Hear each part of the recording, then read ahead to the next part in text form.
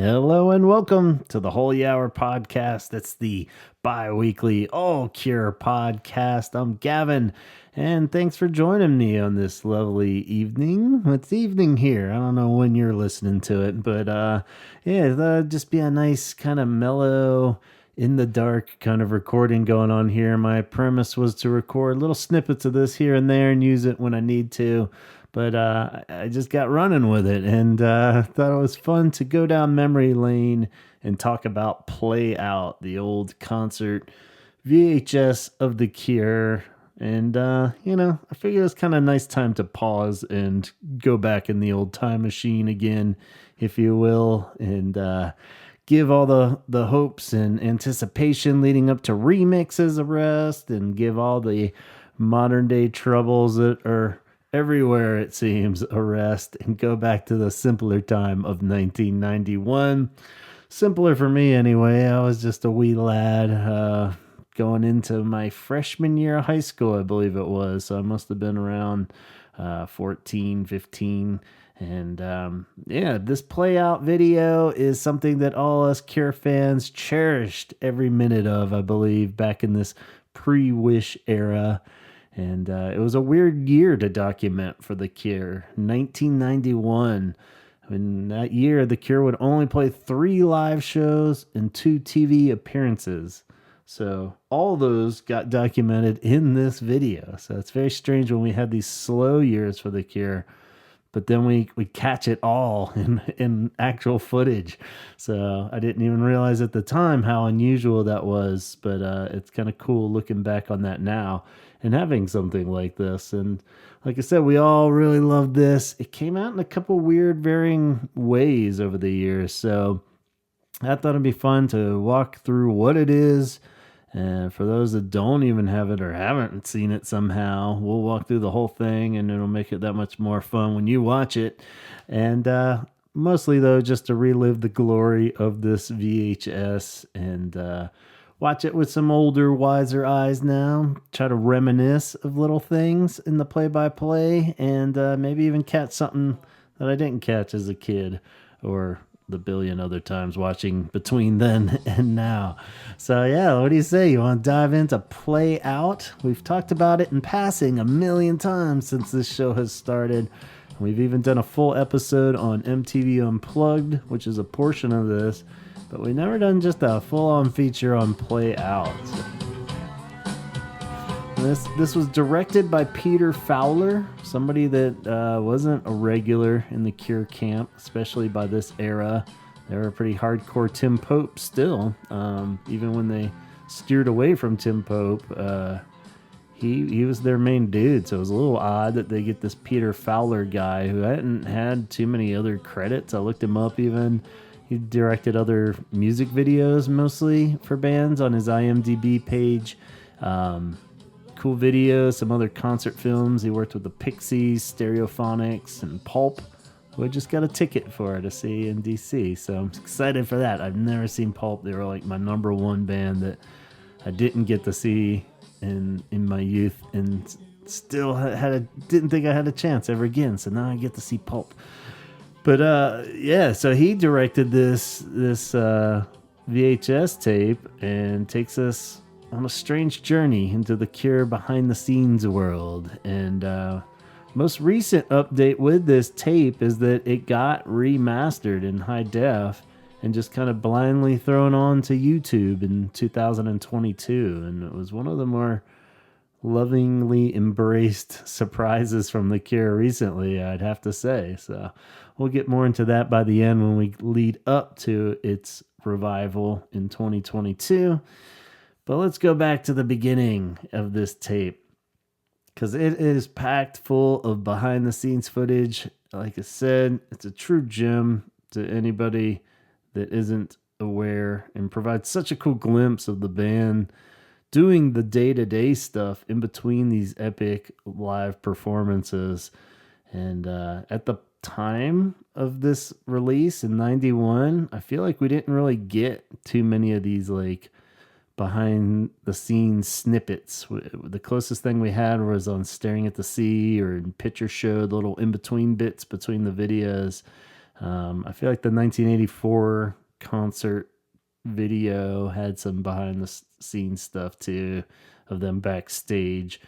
So, I mean, pretty rare though. I mean, we all stared at these pictures, we watched little interviews here and there, but even the interviews and stuff, we didn't get a lot of that in real time, I feel like, anyway, because YouTube, really pulls all that together now for us. But back in the day, we didn't see all these cool German interviews or whatever. So, we're lucky best to catch a couple on the radio in real time or something on MTV News. But, just seeing Robert or anyone in the band casually sitting backstage mumbling about anything was fucking absolute pure gold. I mean, not even to mention seeing him do his hairspray or what kind of beers they were drinking backstage or, what bands they made fun of while they were backstage. Just tons of little Easter eggs or clues just to get a little more familiar with them as people and what they were like and things that would help further open the door of these magical songs that we all worshipped. So it's a real, amazing watch. I can't trying to step outside of it while rewatching it this most recent time and being like, what is this? Is this good? Like if somebody like wasn't a super diehard Cure fan watching this, how much would they enjoy this? And I still don't really know because I couldn't remove myself as much as I tried. I just immediately got pulled back into the tractor beam and was like, oh, this is so cool. I'm walking around backstage with Robert. And so, I mean, parts of it would probably be pretty fucking boring if you were just a moderate fan of this band or almost humorous in like a Spinal Tap kind of way of them just being, oh, what's in here? Who knows? And they're just goofing around for the camera and stuff. So, I mean, I don't know, but as a Cure fan, it's gold, but I wish I could have answered it with a non-biased perspective, but I don't think I can.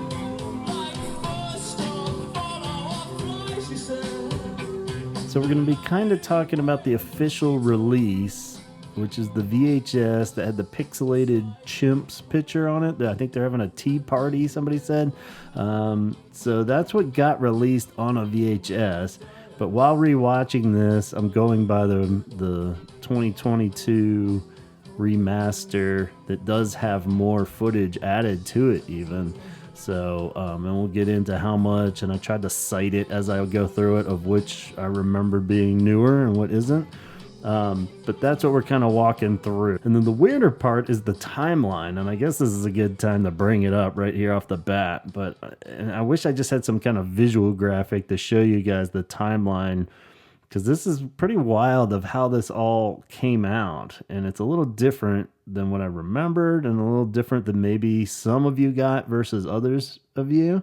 So just to walk you through what was happening in real time in this video and then when the video actually comes out. So we'll start with the absolute given of Mixed Up. The remixed album came out in November of 1990. So everybody put yourself back in that spot.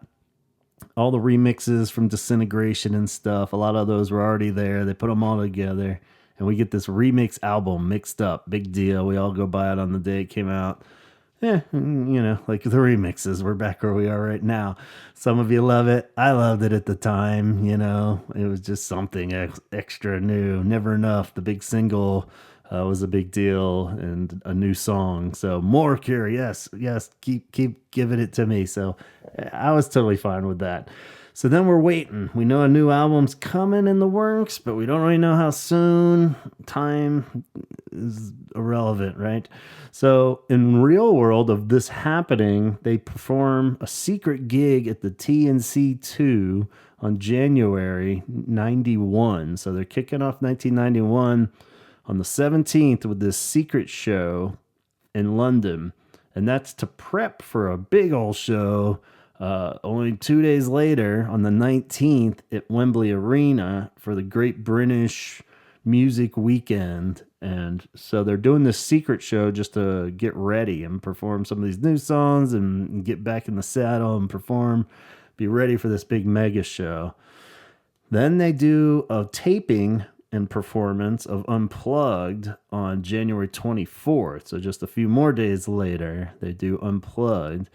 And then the Brit Awards, they'll do a live performance of Just Never Enough and go to this award show on February 10th, still 91. This is all just cram packed in here.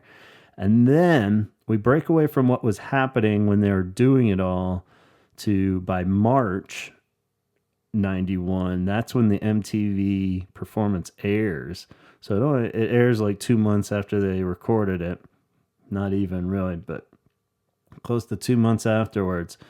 Then we get in the US a pay-per-view titled On Stage, Off Stage, and More. And that's what this play out was. And I got it then. And it was 91 still. It was well ahead of Wish. But I don't have the exact fucking date on that. And I can't for the life of me remember. I dug out the old tape. But of course I didn't write the date on it because I was a kid. Time meant nothing to me. So I don't know when the hell it came out. But it was ahead of Wish for sure, because I remember all, and we'll get into it with all the Wish songs. They play a couple Wish songs that we'd never heard before. It was a big deal. I had to order it on pay-per-view, it was in the era of like boxing matches and shit when you just order a pay-per-view thing. And somehow I saw a commercial for this thing and it was just through the roof and excited, and taped it, numerous times. I have a backup tape. I taped it for Donald and shared that. And then we'd make audio tapes of the tape and listen to it constantly. So this was a big fucking deal, but I can't remember when the hell it came out. But it says that Play Out, the actual tape that I'm talking about with the monkey on the cover and stuff, came out in the UK in December of 91. So I'm assuming it was around then, if not a little before that even, because this was called On Stage, Off Stage, and More. If it was just called Play Out and they came out at the same time, they would have just called it Play Out, if that makes sense. So I feel like it was even a little before the UK got the actual release in 91. So the UK gets the tape of this still ahead of Wish, but then the US wouldn't get Play Out, the tape proper, until 92. And the tape I have now even isn't, it's copyright 92. So this came out in let's see, do I have the date of that? VHS copied 92. I still don't have a really date on that either, but I believe it was post Wish even. So if you didn't catch that pay-per-view and you're not in the UK, you might not have gotten Play Out until after Wish, which totally blows my whole how great this is kind of thing. But was it like that? So here's some questions for you guys, and please answer me. One, do you remember the pay-per-view thing here in the US? And do you remember when the hell it came out? Like what month in 91? And two, if you just bought the tape and that was the first time you watched Play Out, do you remember when the hell it came out? Was it after Wish? So it wasn't that big of a deal to hear Big Hand, and well, I guess he still didn't have a Big Hand on Wish, but Letter to Elise in particular is a very key one here. So I'm just curious if there was a lot of people in the US that didn't get the pay-per-view and got Play Out after Wish. So maybe I'm wrong there, and somehow you guys got it before Wish too. But let me know, because I can't find the answer to that anywhere online. And I remember not really even buying Play Out by the time it came out in the US, because I already had it taped from when I realized it was the same thing as the pay-per-view special. And I think Donald got it, and there was a little something different in it. And I was like, oh man, I should just get it. But I was like, but I technically already have it. And I eventually just caved in and bought it.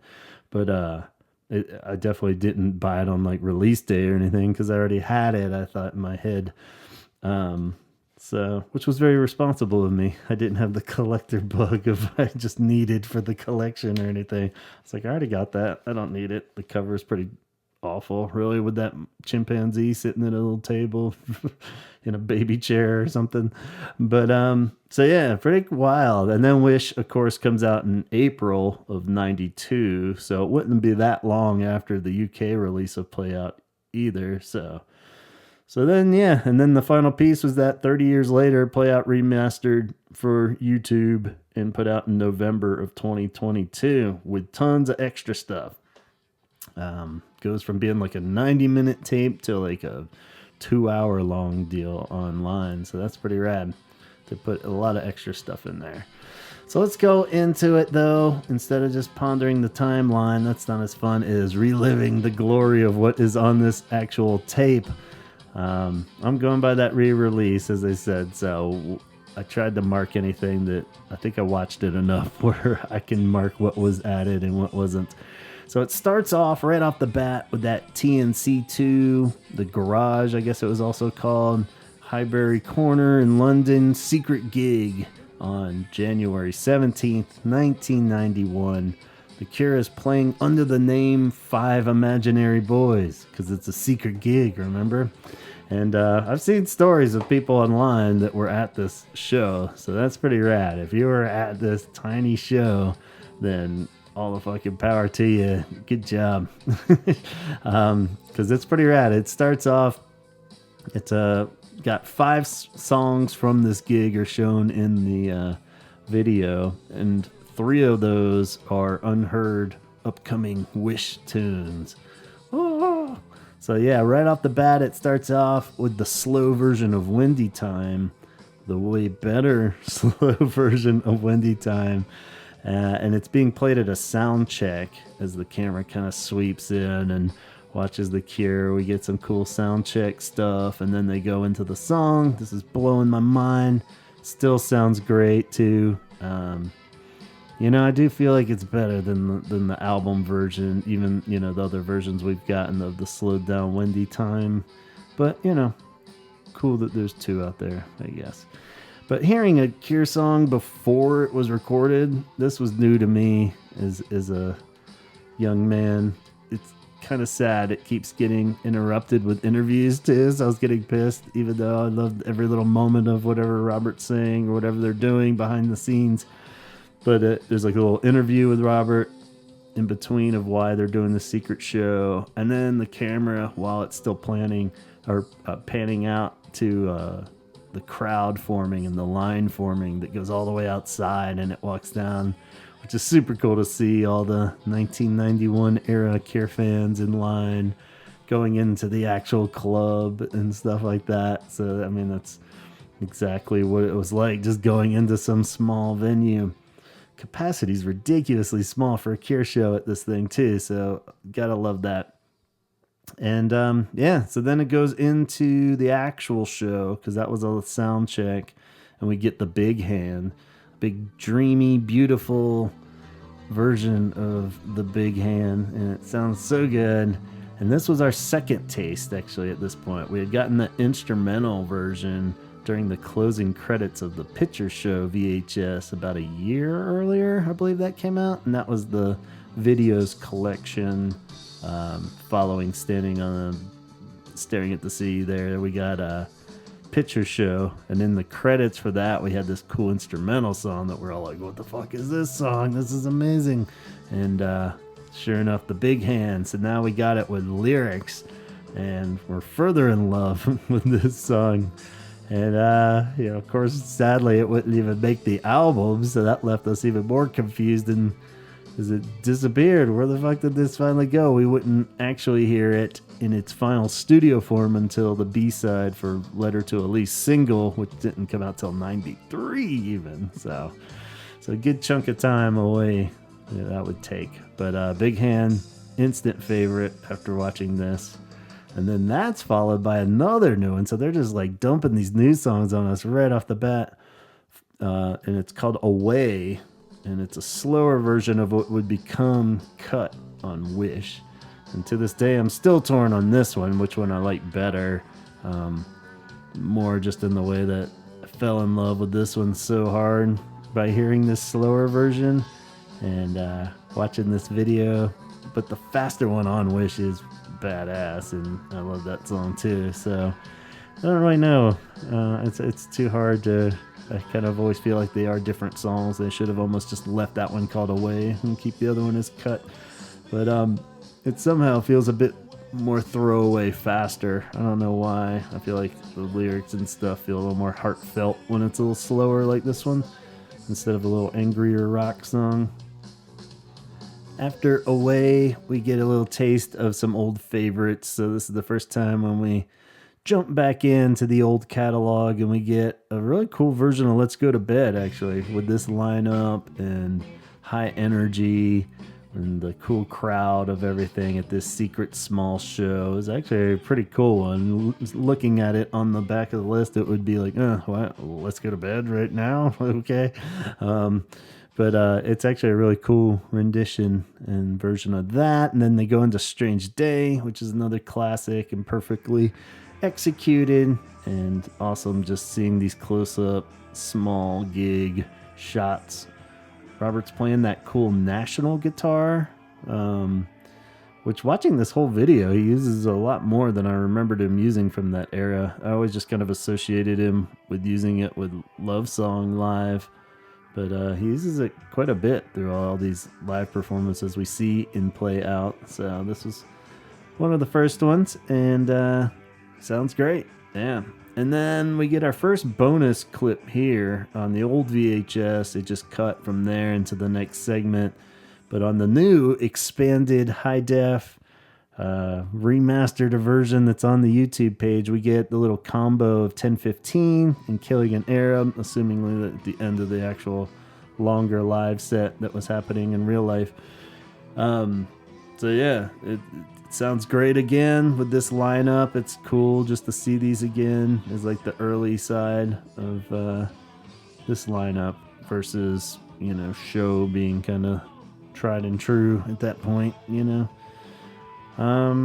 lots of good close-ups again of Pearl just fucking shredding it on guitar. So it's cool to see that now as that's getting kind of older and fuzzier with the memory. It was kind of fun just watching Pearl really a little cut loose, and Perry too, actually, just seeing Perry really rocking all the keys and being the number one and only keys player on the stage. So that's kind of cool. We get better taste of that as it goes. The camera seems to stay to the left side of the stage for this gig anyway. But this also, like a lot of these, it really dawns on me while I'm watching this now. I'm like, they got this whole show filmed. What the fuck, man? That would be so cool. Just put that on YouTube. Put the whole show on YouTube. So then we get our first behind the scenes clip as it cuts to backstage at the TNC2, where Step On by the Happy Mondays is playing. Everyone looks kind of exhausted, sweaty.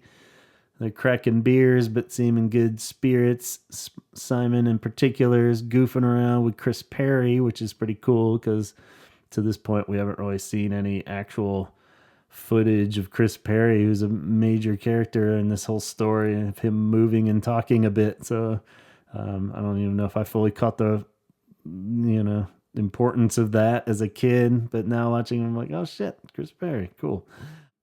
And we see Morrissey's glorious naked armpit plastered on the wall by them. There's just a big poster of that Morrissey photo shoot without a shirt on. And I think it was the, I forget which single it is, but yeah. So they spare him though. I was waiting for him to start making fun of him, but nope. And then it cuts to the band showing up backstage for the Great British Music Weekend and Wembley Arena, 1991. We're at January 19th now, 2 days later. And cool just to see the behind the scenes footage of them backstage. I mean, it's the closest I'll ever get to Wembley Arena, let alone inside backstage at Wembley. And it's, pretty unflashy. And I wonder if they've had a makeover or what since then. But a lot of these arenas, I think, are not quite as glamorous as you would think they are backstage. Boris and Robert are looking at a handwritten set list, so that's pretty cool for a few seconds. And then we see a shot of the bill that all the other bands that are playing.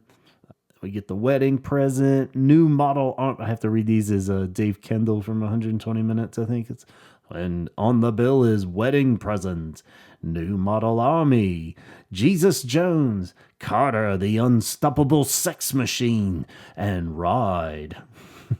That wasn't good. I can do him better, but a nice segment on Robert spraying his hair and doing his makeup, which is they want to do what? They want to film me, and he's going. So this is every teenage girl and boy's dream to watch Robert doing his hair and makeup. And that's intercut with Simon showing Perry some chords. I used to think those were the never enough chords, but upon this viewing, I'm not quite sure that's what he was showing him, because they already recorded that at this point. I don't know why he'd be running through it. Might be some little hits that they're just trying to put into it live. But yeah, just kind of showing him some of the chord rhythms more. And again, backstage, they're talking about their outfits now. And this is where we get the classic clip where we get to see Mary even and a few of the other wives or girlfriends back there. And this is where they're joking about, I haven't worn this one before. And she said, you slept in it. So that used to be a reoccurring joke with us around the house. You slept in it. Referring to Robert's sweater, I believe. There's a lot of mumbling going on back there. So you don't really know who's talking about what, but that's the best as I followed it. So then they finally take the stage. We have a glorious kind of them filing out onto the stage, and then we get kind of traditional live footage of pictures of you. Brilliant as always. Noticeable thing this time was just that Pearl was playing a electric 12-string. I don't recall that being the instrument of choice during Pitches You around this time. I'll have to rewatch them playing it on show and see if it's changed, but I didn't remember that. So, but sure enough, sounds great. Playing a 12-string on that, and then it goes into Fascination Street. We get Robert using that cool National guitar again, and it's just sounding like, fucking peak awesomeness. Cure at this point, really good, even though these are songs we've seen live a billion times, especially by now. But I still was enthralled and watched the whole thing. Lullaby was after that, and again, it was cool just seeing Perry actually holding down 100% of the keyboard parts again, and just cutting loose. And then it included like a 10-minute version of A Forest, which was rad. And Robert's still using that National guitar, which still seems strange. That's that one that's just got like a billion knobs on it and it's kind of oddly shaped. So yeah, very cool. And this, of course, Forest sounds great. And this, I think it might be my favorite era of A Forest, like this through Wish tour. Just that epic kind of finale where they really rock it out and take it down, and just the ultimate kind of closer. So I love that version. I think is probably my favorite Forest. And we're backstage again, the good parts. It's funny how with something like this, the live stuff, like Pictures of You, Fascination Street, there's so much footage now of them playing those live, and like I said, they were captivating and amazing. I was half expecting to kind of skim through those while watching it this time because I've seen it a billion times, but I still was in the trance. But then, the gold here on this tape is these little backstage nuggets. And we see them super sweaty. Great show. Everyone's cheersing each other. And Chris Perry again is backstage with all the ladies. We even get a little baby Eden backstage this time. And about 8 months old, I believe. And Simon's bouncing him around. So that was cute to see. Simon and Perry start talking about cameramen and how they get all up in your shit and how they could be annoying and how they like to film you from up below. He's like, why do they do that? Make you look all big, So they're pondering all that in a lovely Spinal Tap kind of way. And we see them arriving the next morning at the TV studio for Jonathan Ross' show. Very puffy face, no makeup, lots of yawning, tired as hell, you can tell at this one. And they do the sound check for Hello, I Love You, and run through a few bars of Why Can't I Be You? It sounds like they're plotting that out to be someone's intro music, like they're going to play, then stay off to the side as like the house band. When another guest comes on, they were going to play just a little bit of Why Can't I Be You? And lots of instructions being thrown around that you can kind of hear and kind of just, laying out how the show's going to go. Eventually, it cuts to the actual performance of Harold and Joe. And that's cool to see because we never get to see that one live. So that was really cool. I don't really remember the bulk of this being on the old tapes. I think this is extra footage too. If not any of it, it definitely got expanded on this. So that was cool. I feel like it was maybe like a little snippet of that on the tape. And this was cool to see them all just kind of stand around and getting more instructions on how the show's going to go. And then finally getting that full Harold and Joe performance. From here, we cut to the Easy Hire Rehearsal Studio. And here they're going to be rehearsing for MTV Unplugged. It is now January 22nd, 1991. And it looks very cold in this rehearsal room. Very not anything flashy in here either, but they have most of their gear. You can kind of see it in the back and such.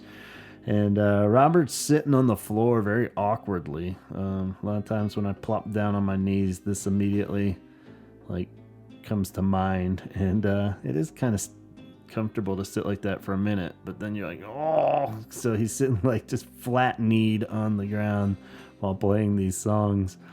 Kind of odd choice. Everybody else has chairs and shit, but he's just kind of down there. I think there's some kind of mat under him at least, but very odd choice.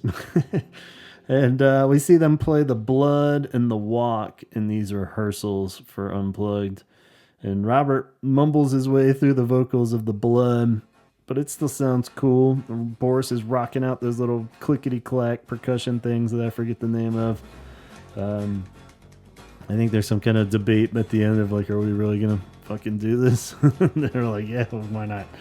And The Walk is also played here, and Robert seems to be conserving his pipes a bit or is just borderline falling asleep. So he's really in low battery mode, just mumbling through the vocals, but then starts to snap out of it as Porl and Boris in particular are using their kazoos for the kazoo keyboard riff there, and Robert has one too. And the ridiculousness of it all catches up. And so that seems to wake everybody up, and they have a good laugh about that.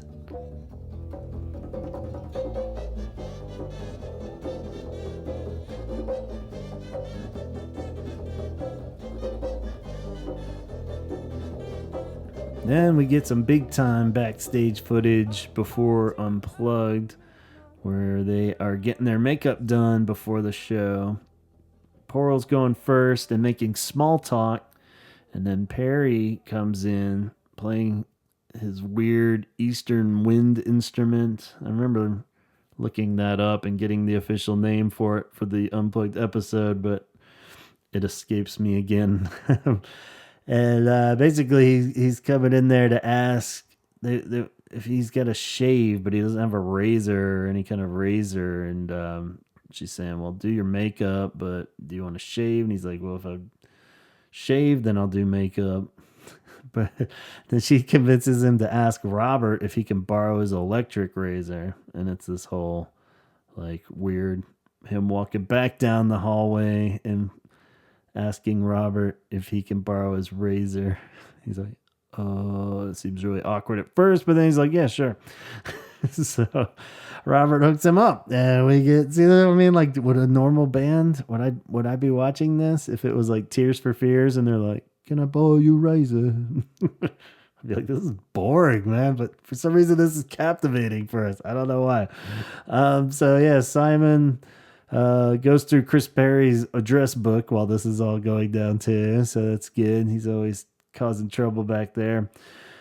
Robert shows up to get his makeup done, and this is where we get this awesome, insane story from the makeup artist about someone that got their arm chopped off and then had it sewed back on, and we're getting this classic Robert, is everyone crazy look on his face, or he's trying to follow this story.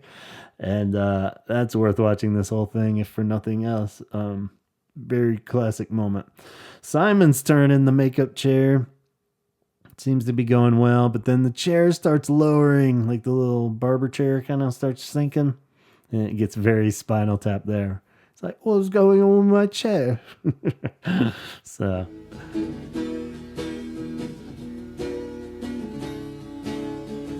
the show, it's time for the actual show. It is performed and filmed on the 24th of January. And the Cure, we see Just Like Heaven, which wasn't on the actual tape, but was on the actual show. So we had seen this clip before, but not on Playout. And this is cool now because all the shitty footage of the actual MTV show, now we don't really have good high quality footage of it. And so it's good that they included this one at least, where we have that now on the YouTube page of like good quality Just Like Heaven, at least on this Playout. So yeah, it's really cool. It's a nice rendition. It's a strange arrangement. It's not like they cut all, there's no bass or drums through the whole like first half of the song, and it doesn't come in until after the first like you soft and on, we catch it. Some people debate if that's the chorus or a bridge, but that the bass is like so key in the studio real version of the song, but they just did it almost as like two acoustic guitars for the whole first bulk of the song, and then they come out and then they drop out again before the last you. So watch closely at that one again when you get a chance. It's an odd arrangement for it, but it sounds great. And then we get Letter to Elise, the true star of this whole tape. Forget what I said about Robert listening to the man getting his arm ripped off story. This is the true star of the show. This is the fourth unreleased track that we get to hear. Preview of what's to come on Wish. And sadly, it wasn't included in the actual MTV show, so all the more reason to cherish this tape. I still get fucking chills when I listen to this version. I've definitely ranted about this a lot on the podcast here, so apologies, but I have to do it again. You know, it's one of those ones, even just watching it the other night for this, I thought the novelty would probably have worn off by now, but just ooh, something about it when it starts up. Every little tone, it's just, I don't know, it might be better than the album version. And I don't know if it's just because it's so burned into my soul from this video. I don't know. And just knowing at the time when I saw this on the pay-per-view thing, that this song was written and out into the universe, and I couldn't officially hear it until Wish comes out, that just about killed me. I was like, this song is so fucking amazing. A true contender to topple the new king of Pictures of You from my life. And there it was, just on this rando live thing. So like many of you, I'm sure you did too, where you made the audio tape of that and listened to it. I think I made a fake single out of it even worse, so I could just rewind it even faster. It's like of the four like Wish songs, even I'd have those on one tape. Then I made like a tape of just Letter to Elise, so I could like just play it over and over. And yeah, it just sounds so fucking good. And you know, we got Perry with the toy piano. Even the bongos sound fucking cool. So I'm not usually a big bongo fan, but that sounds great on this song. And Robert is just singing with so much emotion and passion. It just brings tears to your eyes watching it. And you even kind of see him. I never really noticed that until this viewing of wiping a little slight tear perhaps from his eye at the end of the song. So I don't know what he was tapping into, but he nailed it. And then of course just having those extra lyrics in there. I don't know if they were intentional or not, or he just hadn't finished writing it and he was just making shit up as he does sometimes, you know? Or if he got off track and was just making some shit up, but there's definitely some different lines there at the end than what made it onto the final studio version of Wish. And the fact to this day, when I'm singing along to Wish, you know, at least half the time I screw up and sing the wrong words. So I sing the old these lines because most of them are arguably just as good, if not maybe even better. So that's my love of Letter to Elise. And Yeah, that could be a whole recording released on its own, I think. Then we get If Only Tonight We Could Sleep, which is another bonus one that wasn't on the VHS. And so it's great to see this whole performance of this song because, one, it sounds great. It's another really cool, mellow one that's emotionally charged and really fucking hit out of the park by the band. But we heard the credits of it before, so I think on the playout somewhere we hear instrumental, the beginning. It just fades out quick, but maybe it's on this one still too, but they play it during the credits, but we never got to hear the full version and definitely didn't get to see it, so that's cool.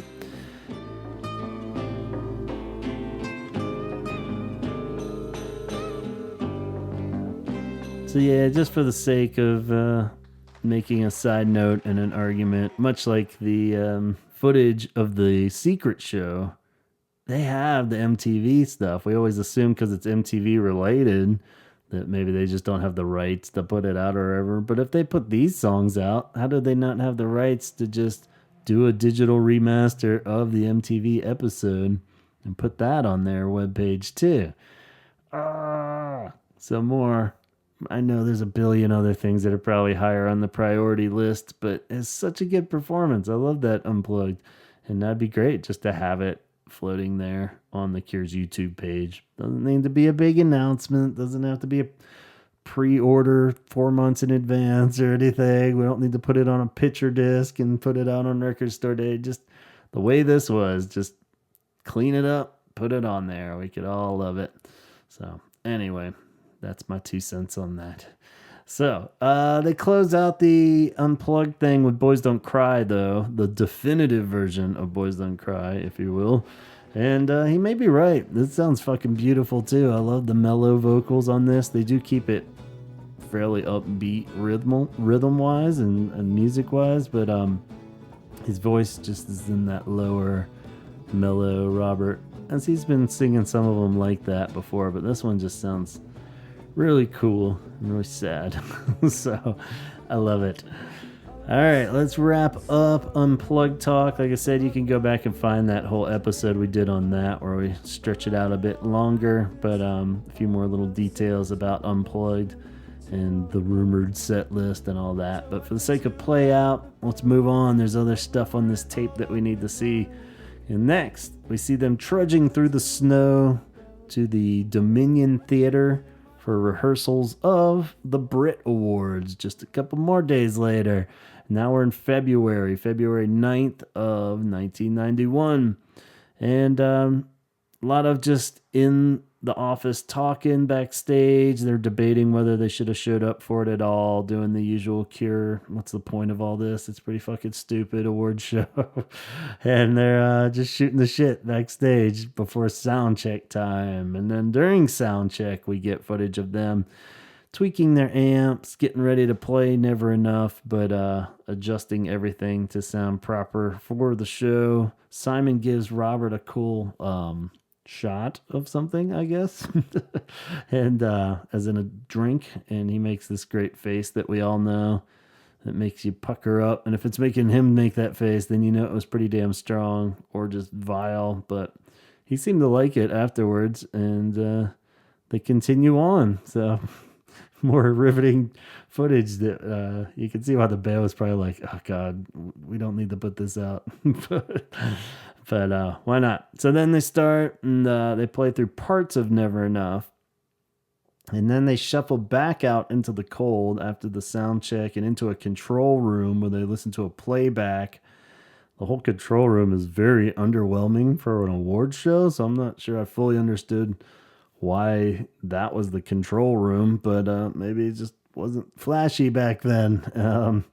But kind of cool. They seem happy with their sound. So then it cuts to them back in Fiction offices at this point, and they're just hanging out, killing time. Simon's going through Chris Perry's mail, it looks like, and they continue making fun of George Michael, a little gag that was going from earlier in the footage, and they just keep calling George Michael George. He came up when they were talking about facial stubble hair and a few times earlier. So somehow Michael George comes up again.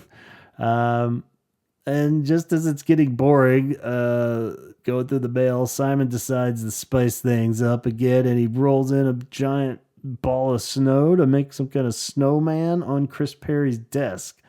And they put a little hat on it and a little face on the snowball and put the phone next to it. And they're cracking themselves up real good with this one.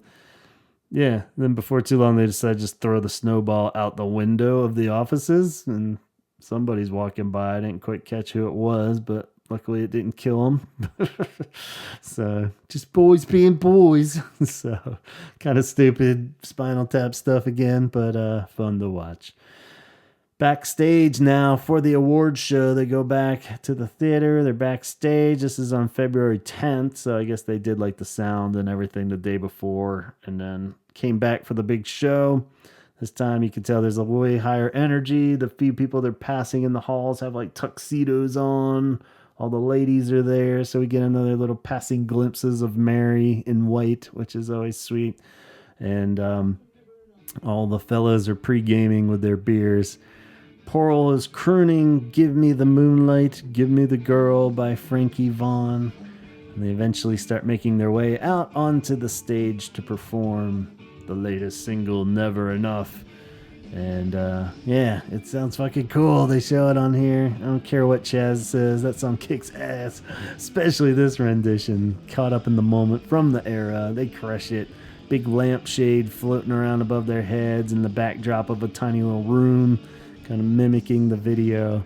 So that's rad. And Never Enough. Sounds great. Cuts to the actual award of Roger Daltrey of The Who, giving them the award for Best Group. They won.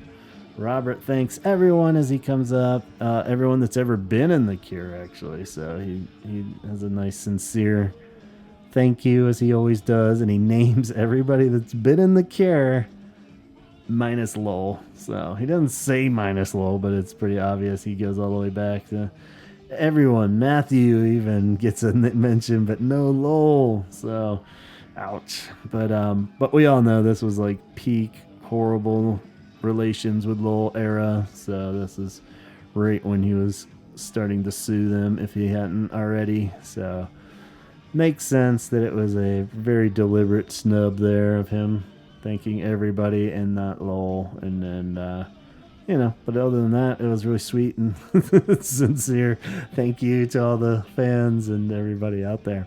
So, and just like that, the credits begin to roll on play out, but not before a little bit more backstage footage of the band celebrating after the big win. And it looks like that they were tipped off that they were going to win before the big moment. So, but it ends pretty much with Perry going, but it's still really sweet that, we won. so yeah, nothing too epic there. So it's a strange but absolute gem for Cure fans, this tape. But like I said, if you don't have the tape, or even if you do have the tape, you're probably wise just throw on this YouTube clip and give it a watch again. It's packed full of great stuff that you might catch that you didn't catch back then, and just really good to enjoy. It's up there with the Join the Dots, where it's, if you can't figure out which Cure official concert film to watch, this is always the go-to that is very entertaining and never fails.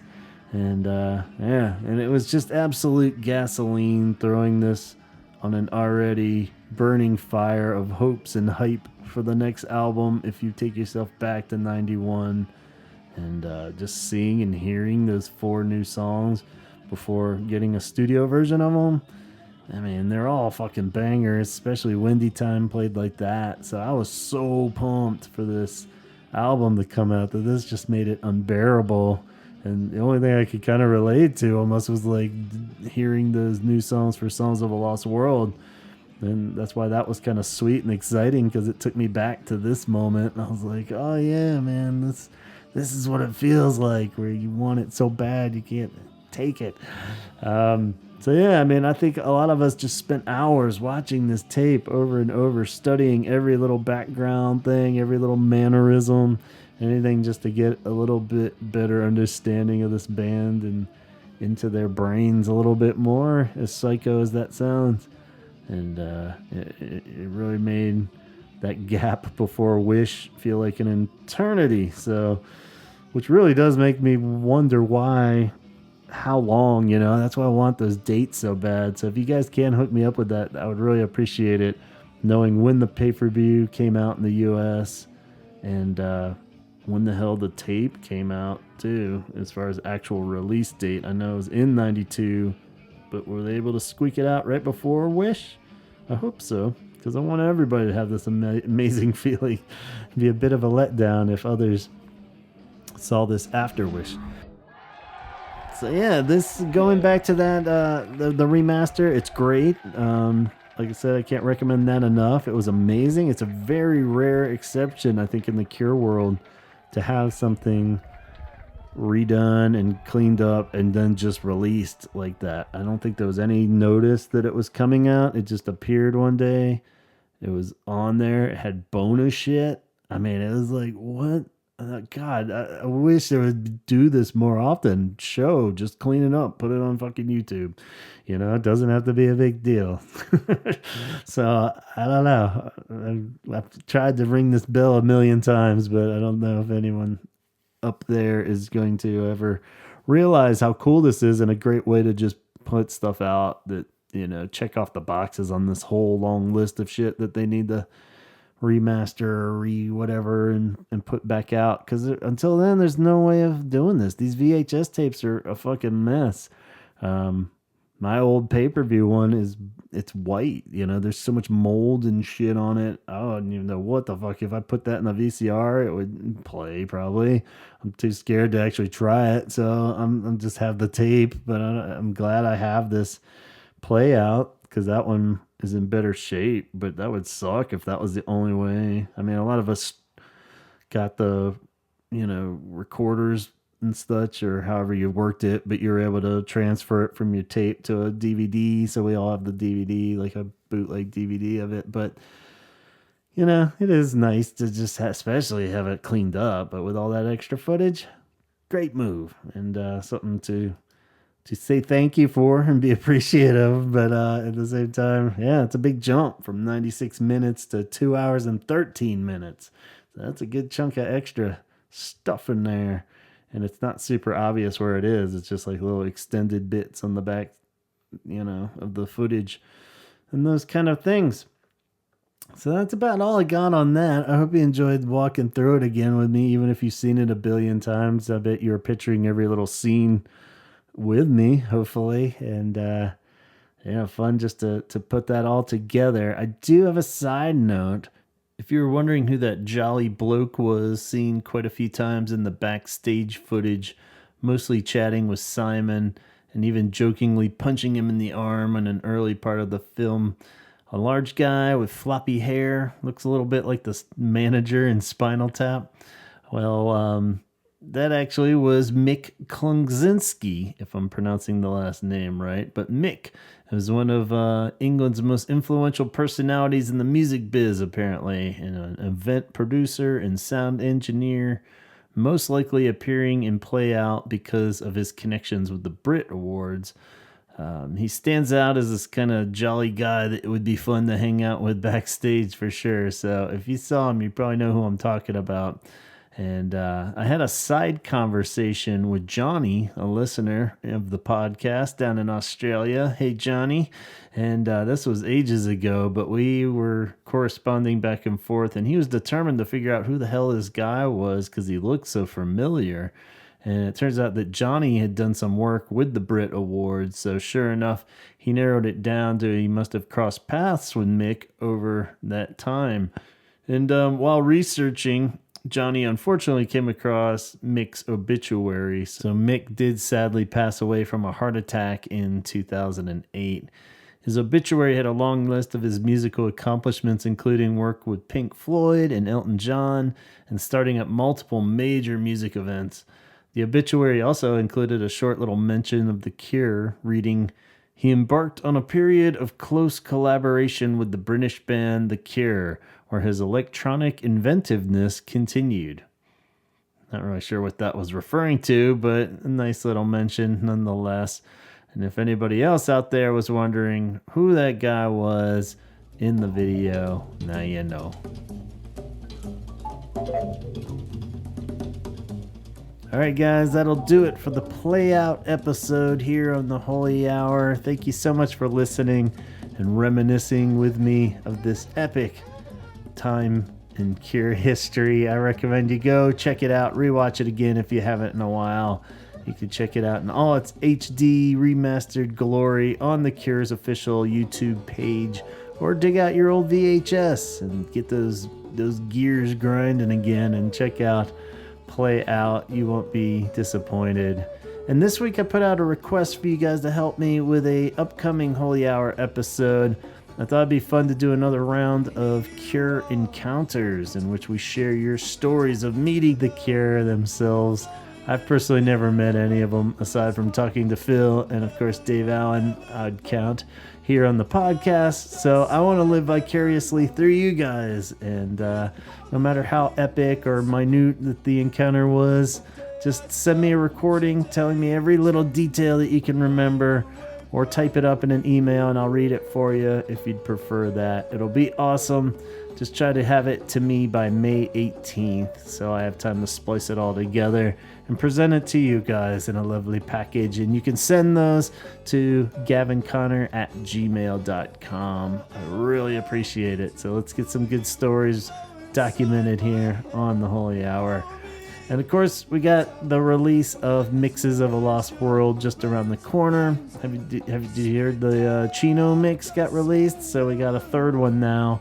And this one was actually pretty cool. It was the guy from the Deftones did a remix and of War Song.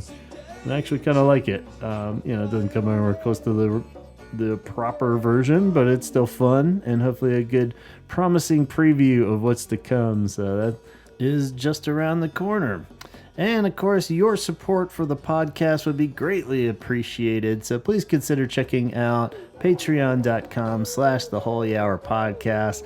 I'll try to hook you up with as many goodies as I can for each tier of membership. And of course, you get a big old shout out at the end of the episode with all these cool kids like Donna, Craig, Jeff Hilton, Jeff Cortland Jones, Sue, John, Alan, Allison, Dion, Namicio, Matt Ford, Tom Burns, Letty, John Roberts, Jason, Tony, Ben, Matt Fisher, Danny, Coulter, Tom Johnson, Francisco, Arno, Chip, Amber, Nicholas, Shirley, Jason Hall, Steve, Mara, Caroline, Brian, Sean, Colin, and Kate over there at CureThreads.com. It's an online shop with tons of original Cure-inspired designs on a wide range of products.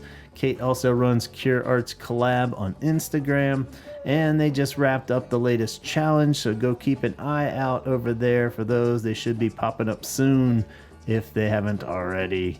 Scott Kruger is the co-host of Sarlacc Digest, an all Star Wars podcast that airs live every Wednesday evening, 8 p.m. Pacific time on YouTube, and you can also watch it on Facebook, with replays everywhere that you stream podcasts. Andor Season 2 is in full throttle.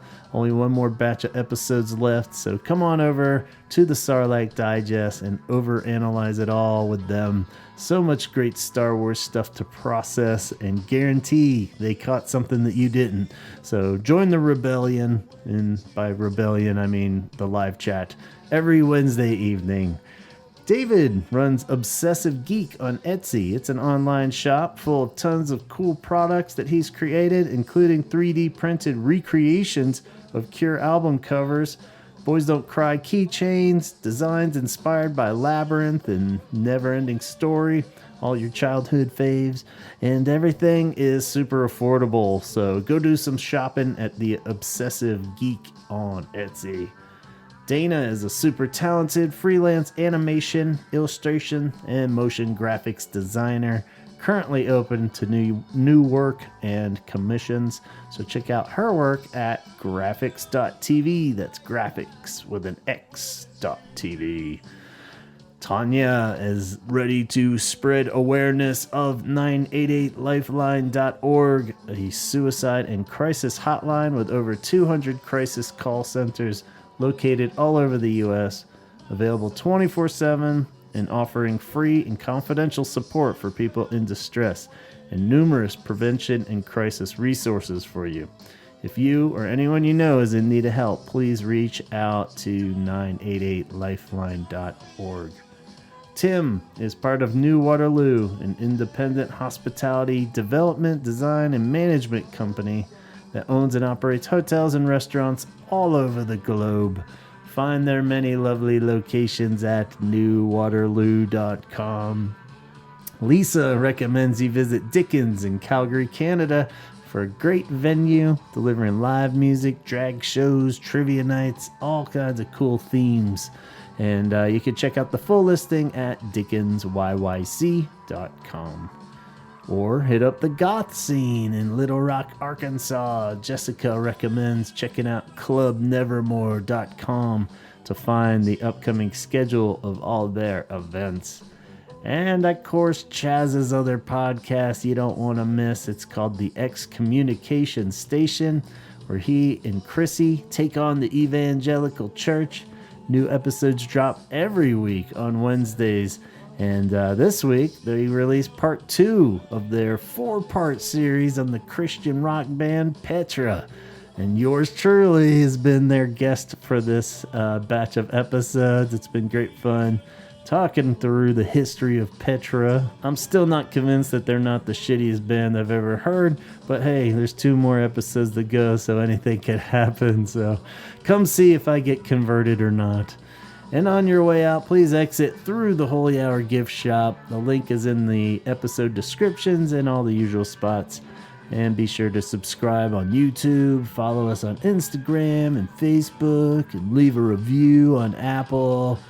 And don't forget to send me those cure stories for meeting the cure. And you can send those to gavinconner@gmail.com. Woo!